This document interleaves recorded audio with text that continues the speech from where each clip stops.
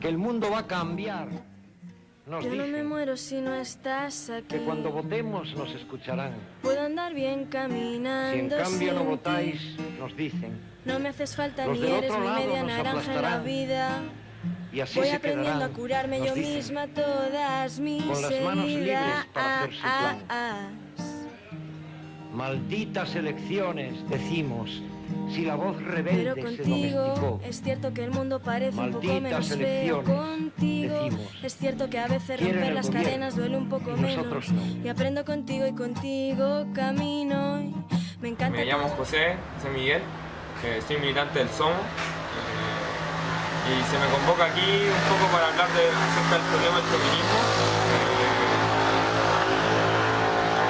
Es importante entender que el feminismo y las luchas de las mujeres que se dio durante el siglo XX fueron un problema importante para la izquierda y que en el fondo la izquierda tuvo que afrontar de alguna manera. Es importante entender que los que tradicionalmente se definen como marxistas o quienes lideraron las principales revoluciones durante el siglo XX, poco o nada entendieron de lo que era como la cuestión femenina o el problema femenino. Y eso a lo largo del tiempo y entendiendo que el capitalismo, que las lógicas patriarcales del capitalismo se impregnan y coexisten en una sociedad de clase, el feminismo y el problema de la opresión que sufren las mujeres, especialmente los homosexuales y las distintas diversidades en torno como a la cuestión sexual, es un problema que la izquierda revolucionaria de a poco se ha ido como palpando. Entonces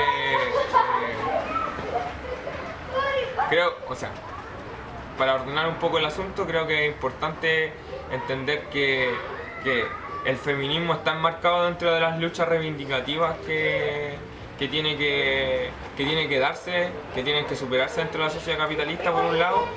Después, que para las organizaciones de izquierda y para aquellas organizaciones que se definen como de izquierda revolucionaria, con una perspectiva de la superación del capitalismo, la construcción del socialismo, etc., tiene que ser principal, tiene que estar visto a nivel de principio el problema del feminismo. Eso por otro lado. Y lo tercero tiene que ver como con la composición de la militancia, cómo entendemos y qué son aquellas cosas en que las mujeres, no como sectores preferentes o entendiendo como una preferencia determinada dentro de la sociedad, sino que cómo las mujeres se van insertando en la militancia política. Es importante reconocer que como yo decía adelante, para aquellos que nos definimos como marxistas, ha sido difícil como afrontar el problema por cuestiones mecánicas. Pensar que la sociedad se divide en clases y de ahí se define, o ahí está la contradicción principal, que yo no lo niego, que yo lo reafirmo, no se entiende sin, por ejemplo, la condición de la mujer renegada, por ejemplo, del hogar, la reproducción de la clase obrera, por ejemplo. Y esos problemas, como les venía diciendo, tienen que ser replanteados por nuestra izquierda, rediscutidos por nuestra izquierda y avanzar. Esto finalmente no es solamente buscar la superación de la sociedad de clases, que es lo que a lo que apuntamos, sino principalmente construir la igualdad para todos los humanos. Y esa igualdad no se puede dar, no se puede suscitar, no puede existir si no superamos los problemas que se nos plantea el feminismo. Sentí, te escuché y reviví, supe en ti, te observé, a salir, te invité. Bueno, el feminismo surge a fines del siglo XIX de la mano de los distintos movimientos de liberación de la mujer y también por la lucha por el derecho al voto de las mujeres. Sin embargo, antes de esa lucha, que es muy concreta, existieron muchas precursoras del feminismo desde incluso la antigüedad. Podemos ver libres pensadoras, incluso las brujas. También hubieron a lo largo de la historia ciertos movimientos específicos que se dedicaron a la liberación de la mujer. Sin embargo, a veces es criticado el feminismo por reivindicar lo femenino por sobre lo masculino.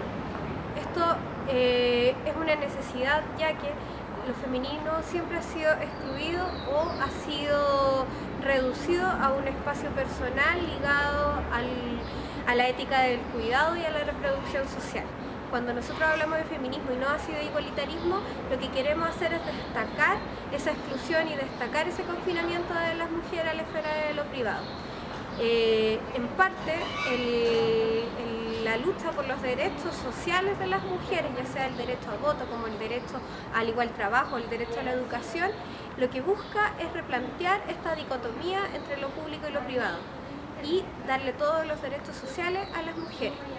Esa pregunta, sin embargo, fue reemplazada ya en los años 40 por la pregunta del lugar ontológico de la mujer, cuando Simone de Beauvoir se pregunta ¿qué significa ser mujer?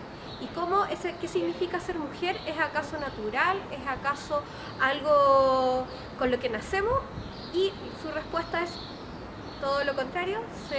No se nace mujer, sino que se llega a hacerlo. Y este es el segundo momento del feminismo, lo que se conoce hoy en día como la segunda ola del feminismo, que tiene distintas lecturas y distintos periodos. Porque si bien parte con el feminismo de la igualdad, también otras mujeres quieren intensificar esas diferencias, porque no solo somos iguales, y eso es algo que podemos notar. No tenemos el mismo cuerpo, nuestra afectividad es diferente, incluso nuestra forma de sentir y pensar el mundo a veces es diferente. Luego otras mujeres empezaron a cuestionar también el lugar, no solo el privilegio del hombre, sino de ciertas mujeres que tienen una condición hegemónica y privilegiada en la sociedad, ya sea las mujeres blancas o también las mujeres heterosexuales. Y a partir de esa consulta y de esa pregunta fundamental surgen otro tipo de feminismo, como el ecofeminismo, los feminismos negros, feminismo islámico o feminismo chicano. Pero estas preguntas hechas por la segunda ola del feminismo corresponden, sin embargo, a lugares específicos como son Estados Unidos y algunos países de Europa, y no así son cuestionamientos hechos de otros lugares geopolíticos como los llamados países del tercer mundo o otros movimientos ligados, por ejemplo, con el activismo o con la naturaleza. Y a raíz de ese cuestionamiento tenemos el feminismo o un movimiento feminismo sumamente complejo, donde nos encontramos el ciberactivismo, nos podemos encontrar un feminismo más nuevo. Bueno, en la actualidad el movimiento feminista la verdad es que tiene varios desafíos, y centrándonos más en Chile, la verdad es que Chile es un país bastante retrasado en cuanto a problemas de la liberación sexual, de la soberanía del cuerpo de la mujer, entre otras cosas que importan mucho al movimiento feminista. Esto, bajo nuestra lectura, tiene que ver también con el sistema económico en el que vivimos, pero también con que el patriarcado no ha logrado cuestionarse lo suficiente como para combatirlo y revertirlo. En la actualidad el movimiento feminista, como en Chile, una de sus principales demandas son la soberanía de nuestro cuerpo, en el sentido en que se legalice el aborto, y la demanda es que el aborto sea seguro, que sea gratuito y que sea libre, donde las mujeres puedan decidir qué es lo que quieren hacer con su cuerpo y no siga ocurriendo el problema de componente de clase también que existe, que en la actualidad las mujeres ricas pueden abortar seguramente, y las mujeres pobres tienen que correr riesgos acerca de cómo desean vivir su sexualidad. También en otro sentido está el espacio marginado que aún siguen teniendo las mujeres en toda clase de aspectos de nuestra vida, como por ejemplo la realidad en que nosotras ganamos mucho menos que los hombres en cuanto a salario, o que siempre las cualidades de los hombres son mucho mejor ponderadas y mucho más valoradas en todos los niveles de nuestra sociedad que la de las mujeres, y situaciones como la doble jornada de las mujeres, en que ellas deben trabajar y posteriormente llegar a sus hogares y seguir trabajando. Entonces los desafíos son hartos, son variados y el movimiento feminista en la actualidad se está articulando para poder revertirlos.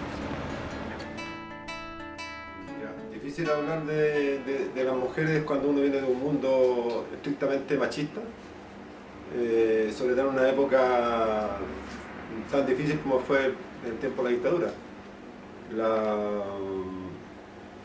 La experiencia personal de aquellos años tiene que ver específicamente con la participación que yo tuve en términos políticos y en términos sociales en un sector popular como en la comuna de Cerro Navia.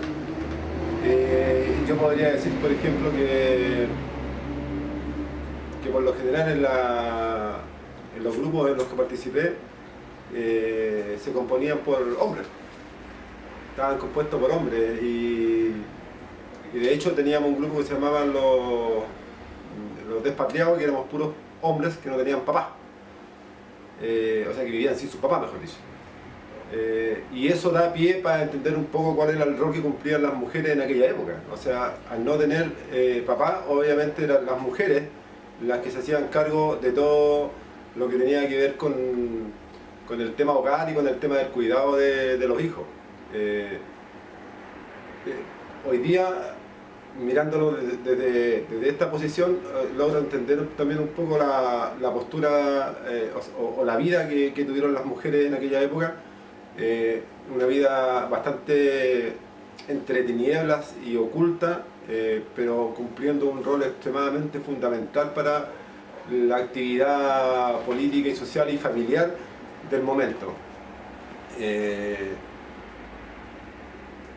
Desde el punto de vista inclusive de la participación de la mujer en términos políticos, la sociedad, inclusive nosotros como participantes, militantes, miembros de familia, difícilmente le dimos relevancia o importancia a las actividades o a los hechos políticos, sociales, familiares que las mujeres en aquella época tuvieron que vivir y que desarrollaron. Me recuerdo perfectamente el caso de la Loreto, una mujer dinamitada a la orilla del río Mapocho, que nosotros con los años, ya viejos, nos hemos dado el tiempo un poco de recordar su memoria y hacer un reconocimiento a la participación de esta mujer que en el fondo representa a muchas mujeres que anónimamente tuvieron una participación muy activa dentro del acontecer político y más que también del acontecer político, esa participación de hacerse cargo de una familia y hacerse cargo de una sociedad en definitiva, para que los hombres pudiesen tener, entre comillas, esta participación más activa en términos políticos. No sé si hoy día estamos en condición los hombres de todavía reconocer lo importante y lo gravitante que son las mujeres en la vida de la sociedad y en la vida de nosotros los hombres. Mi madre, siendo una mujer analfabeta, creo que permitió que yo pudiese dedicarme 100% a una época en que se necesitaba esa participación de 100%. Creo que mi madre, sin ser participante de un movimiento político ni de un partido político, fue más revolucionaria que yo mismo al cuidar, al proteger, al callar y ser cómplice de todo lo que nosotros hacíamos. Eso es en parte, creo que sintetiza lo que, por lo menos yo como persona, creo que en aquella época las mujeres fueron y tuvieron un rol fundamental. Lo digo hoy día, no lo dije en aquel momento, no lo reconocí en aquel momento, lo puedo decir hoy día, después de una reflexión, después de tomarme este tiempo para poder enfrentar esta pequeña entrevista. Ojalá que tuviésemos todos la capacidad de poder comprender que no es un tema de ser hombre o ser mujer. Es un tema de poder enfrentar una problemática en conjunto. Hoy día puedo decir que no solamente tenemos que aprender de los hechos conflictivos, de los hechos difíciles de la vida con relación al mundo femenino. Yo creo que es momento también de aprender de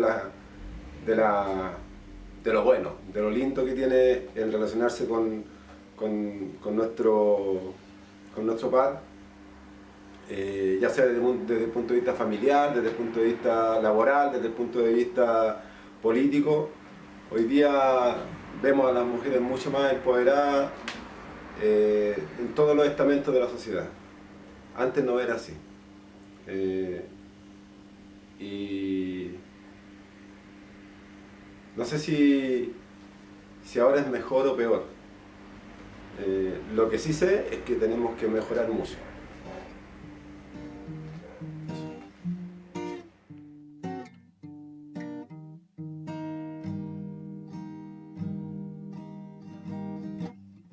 Yo no me muero si no estás aquí.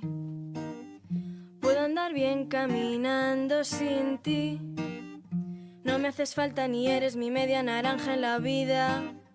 Voy aprendiendo a curarme yo misma todas mis heridas.